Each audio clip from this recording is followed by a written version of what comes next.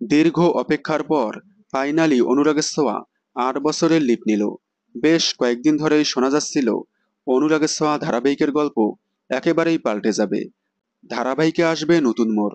প্রথমে অনুরাগের ছোঁয়া 12 বছরের লিপ নেওয়ার কথা ছিল।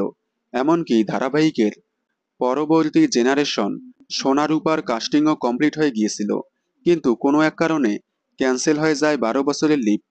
এবার অনুরাগের ছোঁয়ায় আসছে 8 বছরের লিপ, মানে কিশোরী সোনারূপাকে দেখানো হবে। কিশোরী সোনার চরিত্রে দেখা যাবে জনপ্রিয় অভিনেত্রী দেবপ্রিয়া বসুকে, যাকে বর্তমানে সান বাংলার বসু পরিবার ধারাবাহিকে দেখা যাচ্ছে। সম্প্রতি অনুরাগের ছোঁয়ার 8 বছরের লিপে দেখা যাচ্ছে দীপা নতুন করে তার জীবন শুরু করেছে। আত্মীয় স্বজনদের হারিয়ে দীপা এখন মুম্বাইতে। অন্যদিকে সোনা সূর্য মুম্বাইতে আছে, কিন্তু দীপার সাথে তাদের কোনো যোগাযোগ নেই। নতুন প্রমোতে সোনা সূর্য দীপাকে দেখা গেলেও দেখা যায়নি রূপাকে। কেমন হবে দীপার এই নতুন পথ চলা? দেখুন অনুরাগের ছোঁয়া, সোম থেকে রবি ঠিক রাত 9:30টায় স্টার জলসার পর্দায়।